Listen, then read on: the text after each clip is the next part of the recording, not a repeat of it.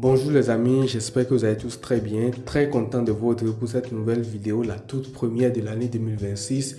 Et déjà, je tiens à vous souhaiter mes vœux de paix et de santé tout au long de cette année qui va vous accompagner et qui va vous aider à entreprendre et à réussir tout ce que vous avez en tête tout le long de cette année. On revient au Barça et on commence tout de suite l'année très fort. On commence par le choc de la 19e journée en Liga.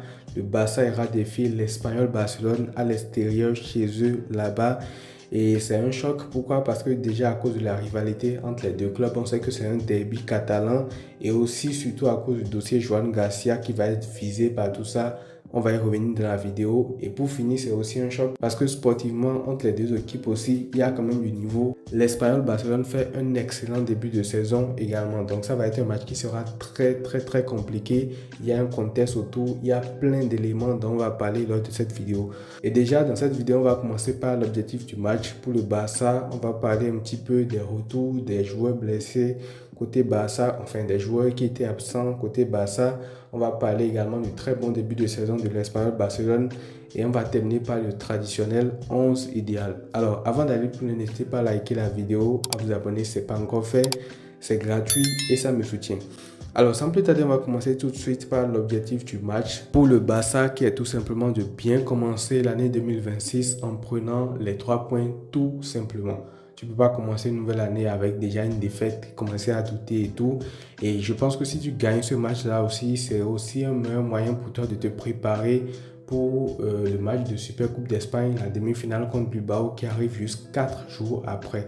Donc je pense que ce serait bien quand même que tu gagnes ce match-là parce que perdre des points avec un enchaînement de matchs comme ça, c'est souvent difficile de répondre pour les équipes et tout. Donc j'espère sincèrement qu'on prendra les 3 points, d'autant plus que le mois de janvier pour le Barça, ça va être un peu dur. Il y a pas mal de matchs quand même qui vont se jouer à l'extérieur. Il y a aussi un déplacement à Anoeta en Liga qui se profite également pour ce mois-là pour défier la Sociedad. Donc, raison de plus pour le Barça pour commencer à gagner afin de lancer une dynamique positive et pouvoir poursuivre parce qu'on le sait tous, si tu es dans une spirale négative, les choses peuvent aller très vite. Parlons maintenant du Barça, parlons de l'équipe, de l'effectif et tout. Et pour ce match contre l'Espagnol Barcelone, là, il devrait y avoir des retours avec l'équipe. Déjà, le premier retour qu'il y aura, c'est Monsieur Ronald Araujo qui a fini son voyage spirituel. Il est allé, bon, j'ai oublié là où il est allé, mais en tout cas, il est allé se ressourcer et tout. Et je pense que c'est assez important pour lui parce que vu tout ce qu'il a vécu, j'espère que ça lui a fait du bien. Et également, j'ai bien aimé le fait que le club lui a accordé ce congé-là, en guillemets, pour aller se ressourcer, pour aller se retrouver et tout. Je pense que c'est une très bonne chose. Il y a des gens qui étaient encore derrière lui, à la honte, il va se ressourcer et tout. Mais quand on parle de ce genre de choses-là, il faut quand même mettre de côté le côté supporter et tout et comprendre que derrière ces joueurs-là, il y a quand même des humains. Donc, vu l'état de notre défense actuellement, je pense qu'un renfort comme Araujo ne serait pas de trop. On verra ce qu'il va donner parce que encore une fois, comme j'ai dit, on va voir le rôle qu'il aura parce que désormais, après ce qui s'est passé à Stamford Bridge contre Chelsea, ça peut être difficile pour lui de se réintégrer, même mentalement et tout. Maintenant, après, on ne sait jamais. Hein. Peut-être qu'il sera porté par sa foi et tout. Et puis, voilà, ça nous aidera ou en tout cas, il va retrouver un bon niveau. On verra en tout cas. Donc, tout ça pour dire que le cas Araujo, ça reste quand même un mystère. On ne sait pas encore ce que ça va donner. Mais vu que défensivement, c'est compliqué, toute aide n'est pas de refus. À part ça, il y aura aussi le retour de Pedri qui, comme vous le savez, a été préservé contre Villarreal. Il avait une gêne ou un truc comme ça, je pense. Donc, le club n'a pas voulu prendre de risque. Et heureusement aussi, sans lui, on a gagné. Donc, voilà, finalement, son absence n'a pas été préjudiciable. Et là, tu vas l'avoir normalement contre l'Espagnol Barcelone pour pouvoir enchaîner également des matchs après. Donc, je pense que c'est une bonne nouvelle. Et normalement aussi, Jules Koundé qui est sorti par précaution contre Villarreal. Et d'ailleurs, il y a un journaliste qui s'est empressé de dire qu'il était blessé et tout. Lui-même, il a démenti sur Twitter. Donc, je pense quand même que vu que ça s'est passé comme ça, lui aussi devrait être de retour pour ce match-là contre l'Espagnol Barcelone. D'ailleurs, il est venu chez nous au Bénin. Vous savez que moi, je suis béninois et tout. Donc, il est venu, il a joué dans la rue avec certains des habitants du pays ici et tout. Donc, je pense qu'il n'y aura aucun problème. Je pense qu'il doit être remis et qu'il doit être prêt pour ces échéances-là.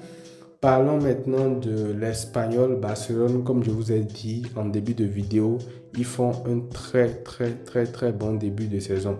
Et déjà, avant de commencer à parler de leur début de saison, apparemment des nouvelles que j'ai lues dans la presse et tout, ils ont prévu, en tout cas le club de l'Espagnol Barcelone a prévu d'installer des filets derrière les deux cages des gardiens et tout pour empêcher leurs supporters de jeter des trucs sur Joan Garcia.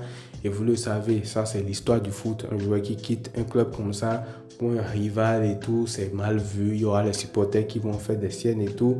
Donc je trouve que c'est une bonne initiative. Ça évite des images qu'on n'aime pas voir dans ça. Ça peut dégénérer à tout moment. Parce que vous savez que pour du foot, il y a des gens qui sont prêts à aller dans des extrêmes qu'on n'imagine même pas. Alors que à la fin de la journée, ça reste quand même du foot. Donc il faut que ce soit divertissant et pas que ça aille dans des extrêmes et qu'on voit des images bizarres qu'on n'aime pas trop. Donc je pense que déjà que c'est une bonne initiative de la part de l'Espagnol Barcelone. Et donc pour revenir aux sportifs et par rapport à la saison qu'ils sont en train de faire, c'est tout simplement un très gros début de saison. Je ne sais même pas à quand remonte un début de saison aussi chaud du côté de l'Espagnol Barcelone.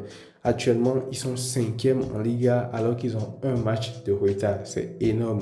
Et ils le sont juste derrière le Barça, le Real, l'Atlético et Villarreal. Donc actuellement, quand on prend en tout cas le classement en Liga, ils sont la 5e meilleure équipe d'Espagne, ce qui n'est pas rien. Donc cette saison aussi, j'ai regardé un petit peu les matchs. Ils ont battu de bons clubs de Liga comme le FC Séville, le Celta Vigo, le Rayo Vallecano et même Bilbao à San Mamés. Tout ça pour vous dire que quand même, c'est pas comme si, voilà, dans les gros matchs, ils ont perdu et tout. Non, il y a eu des matchs qui ont été compliqués pour eux, mais il y a eu d'autres aussi où ils ont montré un bon visage.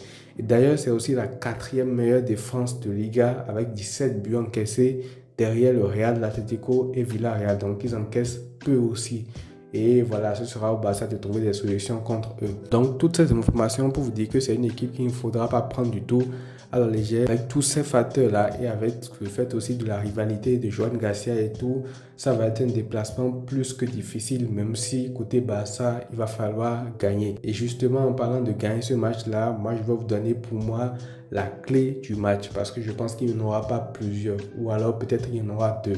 Déjà, c'est de commencer le match en rentrant dedans tout de suite. Ne pas reproduire les mêmes erreurs que ce qu'on a fait en début de saison où chaque fois, chaque début de match, tu es toujours en retard et tout. Dans ça, tu peux encaisser un but et après, si c'était de bétonner, ça va être difficile. Donc, ou en tout cas, première clé du match, pour moi, c'est de rentrer directement dans le match, de ne pas être en train de rêvasser lors des premières minutes et tout, parce que ça peut être préjudiciable face à ce genre d'équipe-là, surtout qui joue en bloc bas et tout. Et deuxième chose pour moi, face à ce genre d'équipe qui va jouer compact et qui va sûrement exploiter les possibilités de contre, je pense que c'est comme ça qu'ils vont jouer. La seule chose à faire côté Barça va être d'être efficace. Parce que même s'ils refusent le jeu, le Barça aura quand même des occasions. Le Barça a plein de joueurs pour déjouer les blocs bas, Pedri, Lamine Yamal, Rafinha, etc. Donc le Barça se créera forcément des occasions et plus vite tu marques, mieux c'est parce que quand le match va durer contre ce genre d'équipe là, vous le savez, hein, après ils vont commencer à gratter du temps de jeu et tout parce que eux, le nul leur convient en fait. Alors que non, pas du tout. Donc ce sera aux joueurs de faire le job offensivement pour marquer les buts qu'il faut et nous permettre de se défaire de ce piège-là. Donc le 11 idéal sur lequel moi je vais partir pour ce match-là sera le suivant. Joan Garcia dans les buts, Koundé, Koubarsi, Gérard Martin, Baldé en défense, Pedri, De Jong, Fermin Lopez au milieu. Je mettrai Eric Garcia sur le banc. Il a beaucoup enchaîné quand même, donc je le mettrai sur le banc. À voir ce que Flick fera. Est-ce qu'il mettra De Jong, Garcia et fera rentrer Pedri en jeu? Peut-être aussi, c'est une autre solution. Mais je pense que Pedri va débuter avec De Jong et Fermin Lopez au milieu. Et en attaque, Lamine Yamal, Ferran Torres et Rafinha. Donc voilà les amis, c'est tout pour cette vidéo. N'hésitez pas à me dire ce que vous en pensez dans les commentaires. Je vous lirai. Prenez tous soin de vous les amis et à très vite.